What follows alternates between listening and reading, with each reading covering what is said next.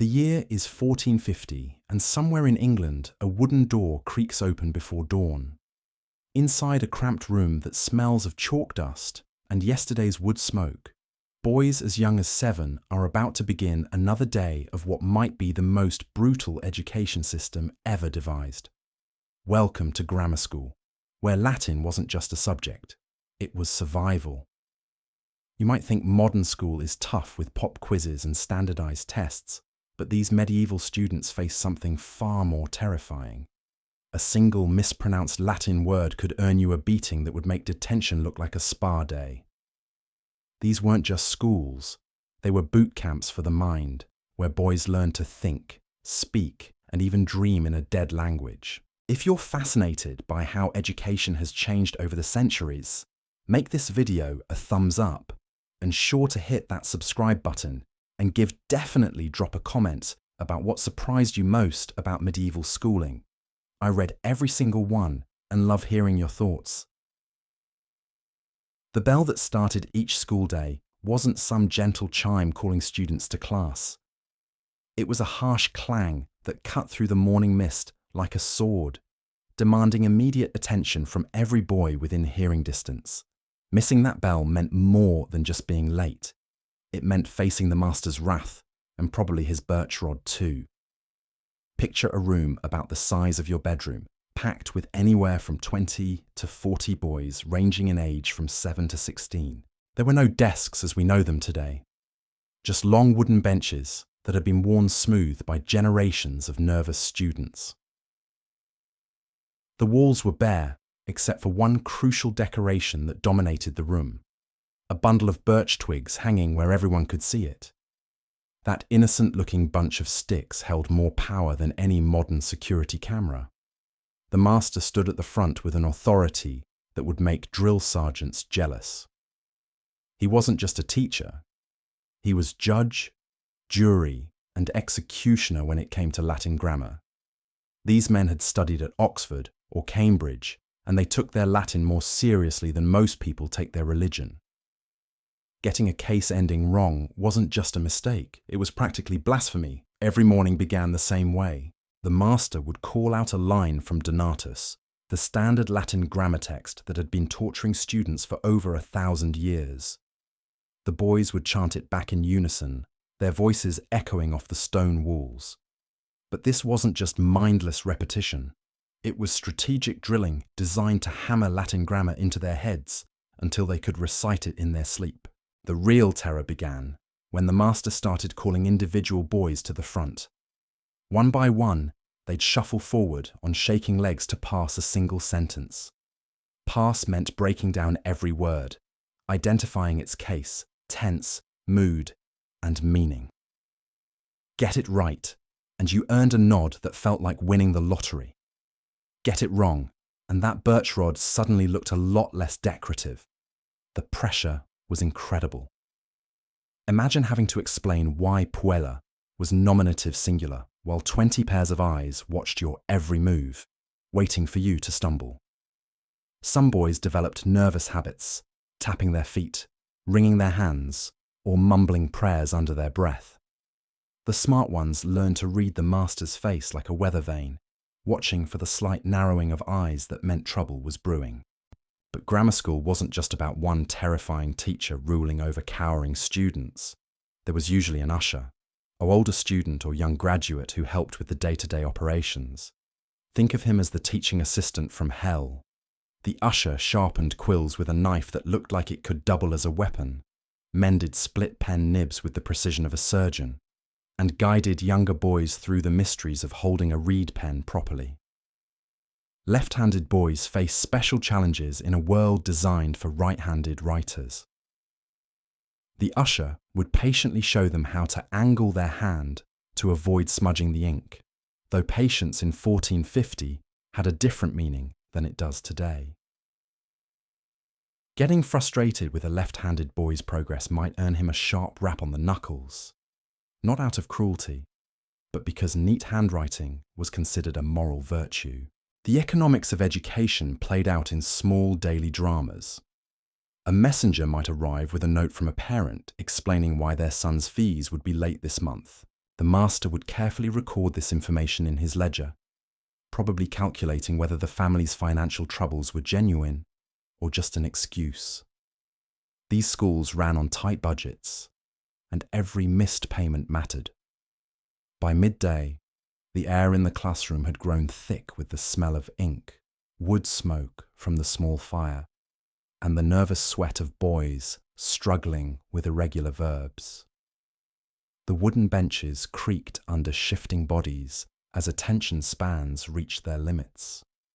Even the most dedicated students found their minds wandering as Latin conjugations blurred together in their heads. The brief break in the schoolyard was like a pressure valve releasing. Boys would bolt outside, grateful for a few minutes of freedom and a chunk of bread that tasted like the finest feast. Some would play simple games, rolling hoops, tossing stones, or engaging in mock battles with sticks. But even these moments of play were watched carefully. The master knew that how boys behaved during breaks revealed their character just as much as their performance with Latin grammar. These weren't random moments of chaos, though. The games served a purpose, helping boys burn off energy so they could focus better when they returned to their lessons. Smart masters encouraged certain activities that developed skills useful for later life. Games that improved hand-eye coordination, strategic thinking, or physical fitness. When the boys filed back inside, the afternoon brought different challenges. Older students would spend hours copying texts in their best handwriting, creating neat lines of Latin that would make modern calligraphers weep with envy. Every straight, every word spell letter had to be perfect, every lined correctly. A single blotted letter could mean starting an entire page over again. The younger boys faced their own struggles with basic declensions, the systematic changes that Latin nouns underwent depending on their role in a sentence. Rosa, rosae, rosae, rosam, rosa. The endless chanting of these patterns filled the afternoon air like a strange medieval mantra. Getting the rhythm wrong was almost as bad as getting the words wrong. The birch rod hanging on the wall cast its shadow over everything. Most boys never actually felt its sting, but they all lived in fear of it. The threat was often more powerful than the reality. A single glance toward those innocent-looking twigs was enough to straighten slouching backs and focus wandering minds. Masters had perfected the art of the meaningful look, a slight turn of the head toward the birch that spoke volumes without saying a word. Whispers were the enemy of order. In a room packed with boys of different ages studying different levels of Latin, maintaining silence was crucial for learning. The slightest murmur could distract an entire row of students trying to conjugate verbs. Masters developed supernatural hearing, able to detect the softest whisper from across the room. A stumble over pronunciation could be just as dangerous as deliberate talking. Latin had precise rules for how each syllable should sound, and regional English accents could turn proper classical pronunciation into something that would make Caesar roll over in his grave. Boys spent hours practicing the difference between long and short vowels, knowing that getting it wrong marked them as uneducated peasants rather than future gentlemen. The late afternoon brought perhaps the most dreaded part of the school day, individual recitation. As shadows grew longer and candles were lit to supplement the fading daylight, the master would select his best student to attempt a brief speech in Latin. This wasn't just reading from a book.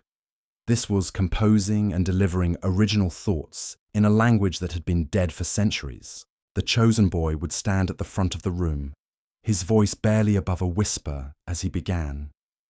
Every other student held their breath, partly in sympathy and partly in relief that they hadn't been selected.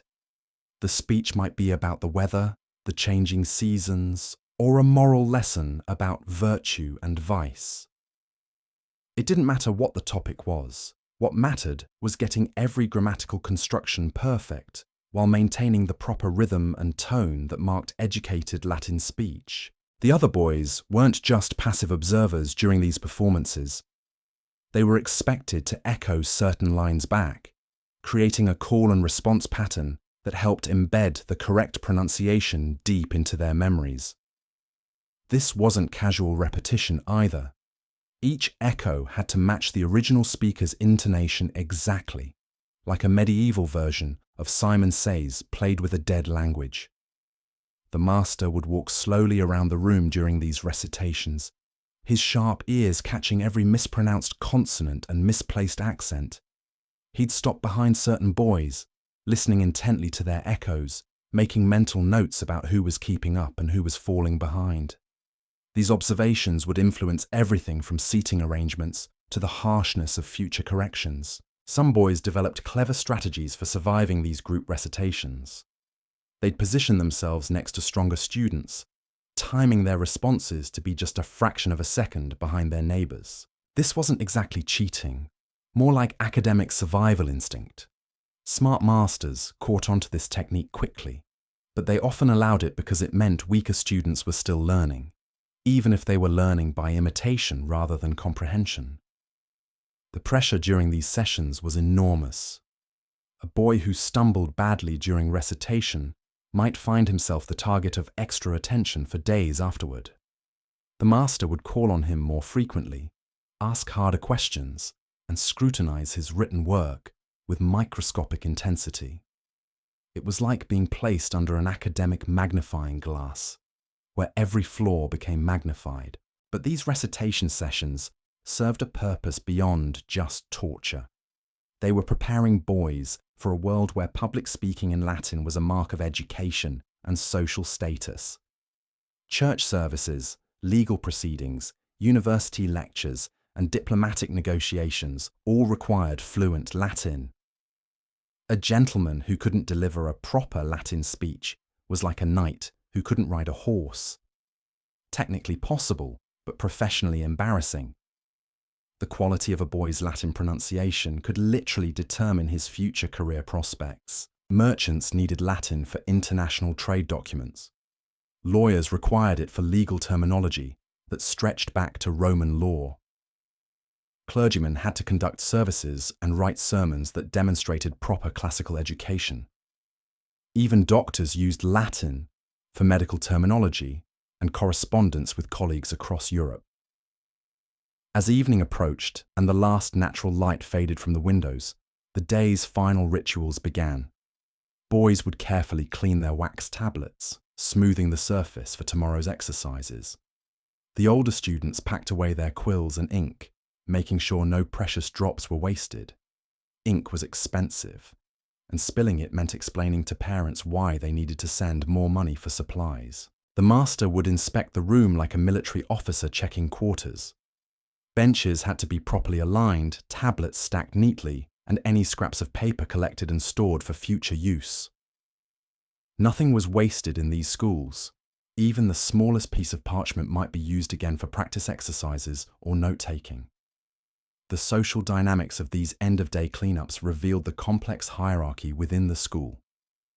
Older boys supervised younger ones, teaching them the proper way to clean a quill or organize their materials. This wasn't just about tidiness, it was about instilling habits of order and discipline that would serve them throughout their lives.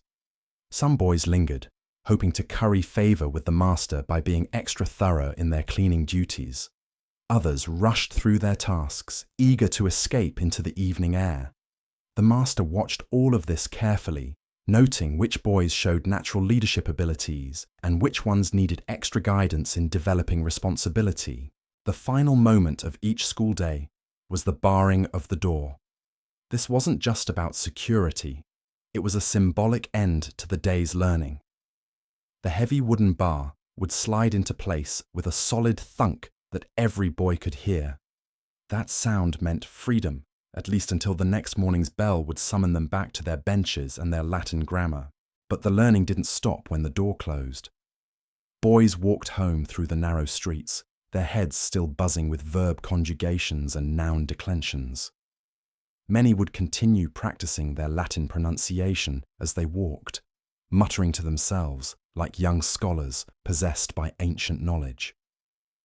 The rhythm of these school days created a pattern that shaped entire generations of English boys. Week after week, Month after month, they absorbed not just Latin grammar, but a way of thinking that would influence how they approached every aspect of their adult lives. The discipline required to master irregular verbs translated into the discipline needed to manage estates, conduct business, or serve in government. These weren't just lessons in an ancient language. They were lessons in persistence, precision, and the kind of mental toughness that could carry a man through any challenge life might throw at him. The boys who survived this educational gauntlet emerged with more than just fluent Latin. They possessed an unshakable confidence in their ability to master any complex system through sheer determination and careful study. The real genius of this educational system wasn't just the Latin they hammered into young minds, it was how they turned learning into a survival skill. These boys developed an almost supernatural ability to memorize massive amounts of information because forgetting could literally hurt. Modern students complain about cramming for tests, but imagine if every single day was a test where failure meant physical pain. The memory techniques these medieval students developed would put modern study methods to shame. They'd create elaborate mental palaces where each Latin rule lived in a specific room of an imaginary house.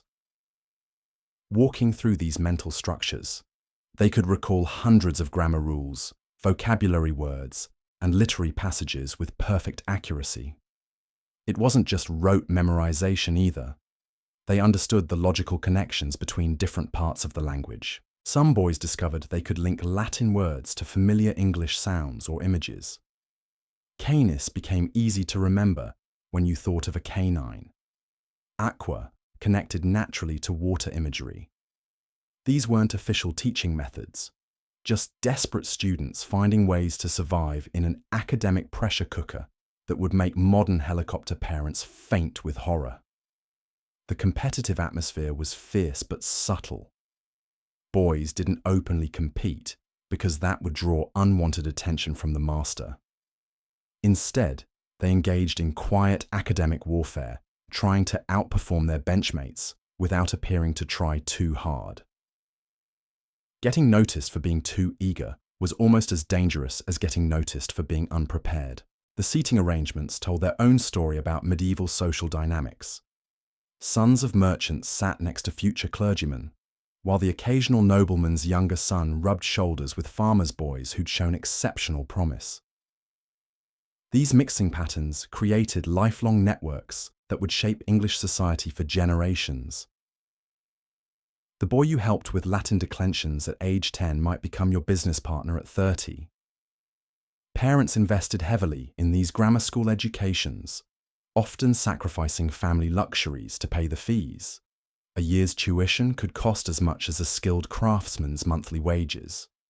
For many families, sending a son to grammar school represented their best hope of social advancement. Education was the one ladder that could lift a family from the labouring classes into the ranks of gentlemen.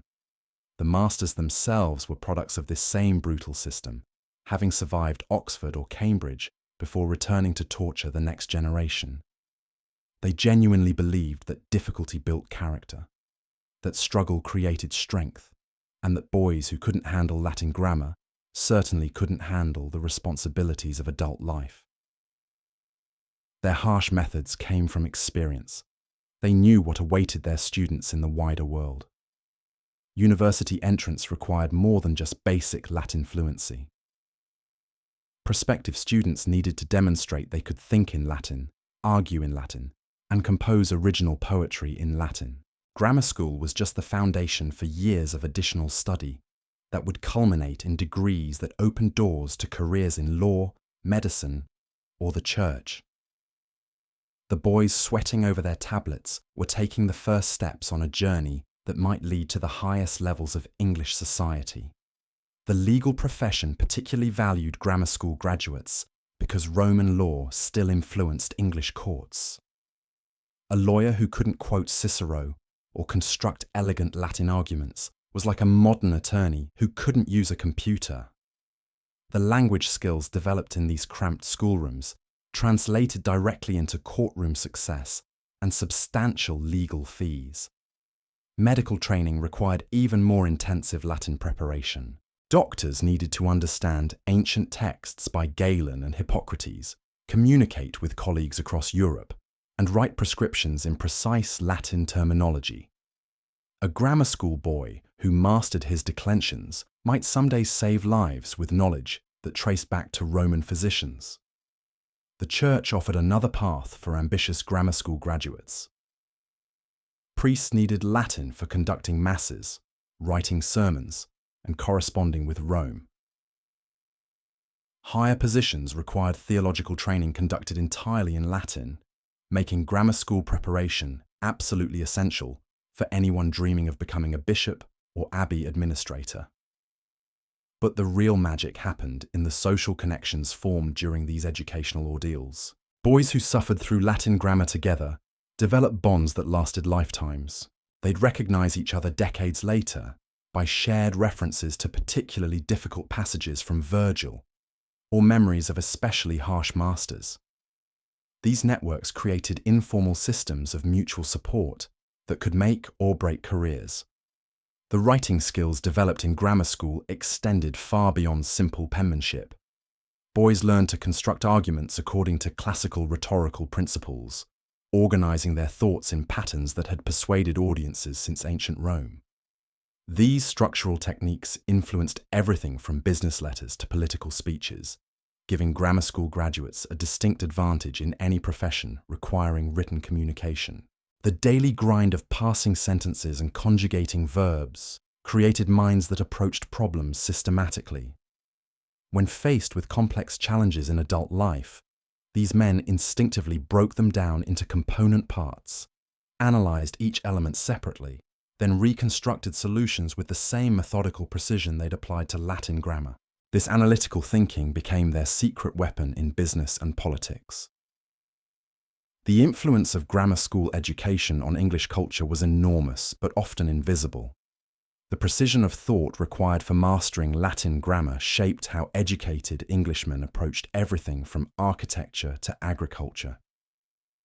They planned their projects with the same careful attention to detail they'd once applied to translating Caesar's commentaries. Even boys who never used Latin professionally carried its lessons throughout their lives. The mental discipline required to memorize irregular verb forms created habits of careful study that served them in any field. The respect for authority, learned through interactions with stern masters, translated into effective leadership skills when they became employers themselves. The daily routine of grammar school created time management skills that would seem miraculous to modern multitaskers. These boys learned to focus completely on single tasks for extended periods, switching between different types of mental work without losing concentration. Their ability to maintain attention during long recitation sessions prepared them for the extended focus required in adult professions. Grammar schools also produced England's future writers and poets. The boys who excelled at Latin composition often discovered they had talents for English verse as well. The rhythms and structures they absorbed from classical poetry influenced their own creative work, contributing to the flowering of English literature that would follow in later centuries. The transformation from terrified 7-year-old to confident 16-year-old graduate was remarkable to witness. Boys who had once trembled at the sight of the birch rod eventually stood tall as they delivered complex Latin orations with perfect pronunciation and elegant gestures. The system was harsh, but it produced results that shaped England's intellectual development for centuries. The lessons learned in these medieval classrooms extended far beyond language skills. Boys absorbed concepts of duty, persistence, and excellence that influenced every aspect of their character. They learned that difficult tasks could be mastered through consistent effort, that authority should be respected but not feared, and that knowledge was the most valuable possession a man could own. The impact of grammar school education rippled through English society in ways that are still visible today. The precision of legal language, the formal structure of academic writing, and the systematic approach to complex problems all trace back to boys who once sat on wooden benches, carefully parsing Latin sentences while trying to avoid the master's disapproving gaze. The transformation wasn't always smooth or predictable. Some boys who showed early promise would suddenly hit walls that seemed impossible to climb. A student who had mastered basic noun declensions might find himself completely baffled by the subjunctive mood, staring at his tablet like it contained hieroglyphics instead of familiar Latin letters. These academic plateaus could last for weeks, leaving both student and master frustrated with the apparent lack of progress. Others experienced sudden breakthroughs that amazed everyone. A boy who had struggled for months with basic grammar might wake up one morning and find that Latin syntax finally made sense. The pieces would click into place like a puzzle solving itself. And suddenly he'd be parsing complex sentences with the confidence of someone who'd been doing it for years. These moments of illumination were rare enough to be celebrated, though celebrations in grammar school were typically limited to a brief nod of approval from the master. The seasonal rhythms affected learning in ways that modern climate-controlled classrooms can barely imagine. Winter mornings meant fumbling with numb fingers to hold quills properly, while summer afternoons brought the challenge of staying alert in stifling heat. The small fire that provided warmth also created its own problems. Boys nearest the hearth would sweat while those by the windows shivered. Masters learned to rotate seating arrangements regularly, though this often disrupted the careful social dynamics that had developed among benchmates. Spring brought unique distractions as birds nested outside the windows, and the first warm breezes carried scents of flowering fields through the open shutters. Even the most dedicated students found their attention wandering during these months, dreaming of freedom from conjugations and declensions. Masters developed strategies for these seasonal challenges, increasing the pace of recitations during drowsy afternoons, or incorporating outdoor observations into Latin vocabulary lessons. The relationship between master and student was more complex than simple authority and submission. Good masters learned to read their boys like weather signs, recognizing when a particular student was struggling with problems at home or when overconfidence was leading to careless mistakes. They'd adjust their teaching methods accordingly, sometimes showing unexpected gentleness to a boy dealing with family troubles, or applying extra pressure to one who was coasting on natural ability. Some masters developed reputations that spread far beyond their immediate communities. Parents would travel considerable distances to enroll their sons with a teacher known for producing exceptional scholars, or for his particular skill in preparing boys for specific university programs. These celebrated educators commanded higher fees and attracted students from wealthy families, creating an early form of educational competition that drove innovation in teaching methods. The less successful masters struggled with discipline problems that could make their classrooms nearly impossible to manage. A weak teacher might find his authority constantly challenged by older students who sensed vulnerability. These situations could spiral quickly out of control, with boys openly mocking Latin pronunciations or deliberately making errors just to watch their masters' frustrated reactions. Such classrooms produced few successful graduates and often led to masters seeking other professions. The next time you complain about homework or stress over an exam, remember those medieval boys bent over their wax tablets, living in terror of mispronouncing a single Latin syllable. Grammar school forged minds that would shape England for centuries, proving that sometimes the hardest lessons create the strongest foundations. Those birch rods and brutal recitations built more than scholars, they built a civilization.